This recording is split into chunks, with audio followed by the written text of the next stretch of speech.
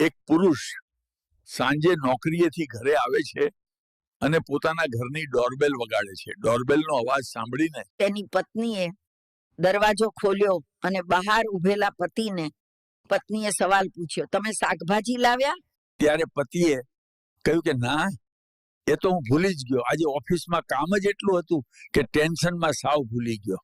આ સાંભળીને તેની પત્ની રોજની જેમ બબડવા લાગી કે તમારું આ રોજનું નાટક છે. એક કામ તમારાથી નથી થતું, સાવ નક્કામાં છો.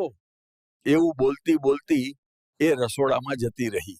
એ પુરુષ ઘરની અંદર આવે છે અને જુએ છે કે પોતાનો જુવાન જોત છોકરો મોબાઈલમાં ગેમ રમી રહ્યો હતો અને પોતાના પિતાને અંદર આવતા જોઈએ એ પણ બોલવા લાગ્યો કે પપ્પા, મમ્મી સાચું જ કહેતી હતી કે હવે તમે સાવ ઘરડા થઈ ગયા છો, તમને હવે કંઈ યાદ નથી રહેતું.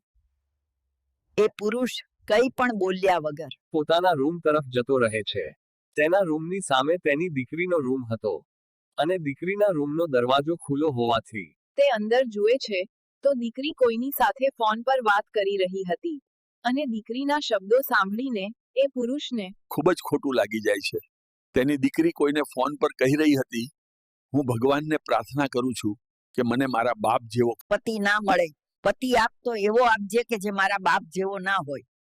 દીકરીના આવા શબ્દો સાંભળીને એ પુરુષ અંદરથી એકદમ તૂટી ગયો અને એ રાત્રે તેને ઊંઘ ના આવી અને તે વિચારવા લાગ્યો, હું કોના માટે જીવું છું, આ બધું કોના માટે કરું છું.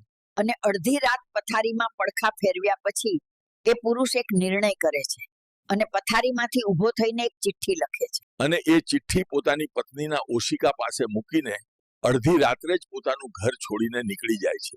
સવારે જ્યારે તેના ઘરના લોકો ઉઠે છે ત્યારે ચિઠ્ઠી વાંચે છે અને તેમાં લખ્યું હોય છે કે મેં અત્યાર સુધી માત્ર પરિવારને ખુશ રાખવા અને તેમની જરૂરિયાત પૂરી કરવા માટે સમય આપ્યો છે, પણ તમારા બધાની વાતો સાંભળીને હવે એવું લાગે છે કે મારે હવે મારી પાછળ પણ સમય આપવો જોઈએ, એટલે હું ઘર છોડીને નીકળી ગયો છું. સમય નીકળતો જાય છે.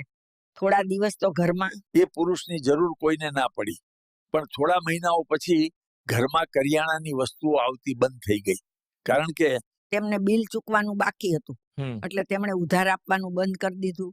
દૂધ આવતું બંધ થઈ ગયું. 2 મહિનાથી વીજળી બિલ ભરવાનું બાકી હતું, દીકરાની સ્કૂલ ફી બાકી હતી, દીકરીની ટ્યુશન ફી બાકી હતી. ત્યારે માં દીકરો અને દીકરીને સમજાય છે કે જે પતિ અને બાપ તેમને સાવ નકામો લાગતો હતો તેના લીધે જ આ ઘર ચાલતું હતું. આવો વિચાર તો ક્યારેય કર્યો જ નહીં. ક્યારેક કોઈ વસ્તુ લાવવાની ભૂલી જાય તો એવું લાગતું કે આ કોઈ કામ જ નથી કરતા. જ્યારે હતા ત્યારે તેમની કોઈ કદર જ ના કરી. મિત્રો, આપણા જીવનનું પણ આવું જ છે. પરિવારમાં કોઈ વ્યક્તિ આપણા માટે ઘણું બધું કરતો હોય છે, પણ આપણું ધ્યાન એ તરફ ક્યારેય હોતું જ નથી. અને પુરુષ ઘરની બહાર બિઝનેસ કે નોકરી માટે જતો હોય એટલે તેને બીજી કેટલી કામને લગતી ચિંતા હોય છે.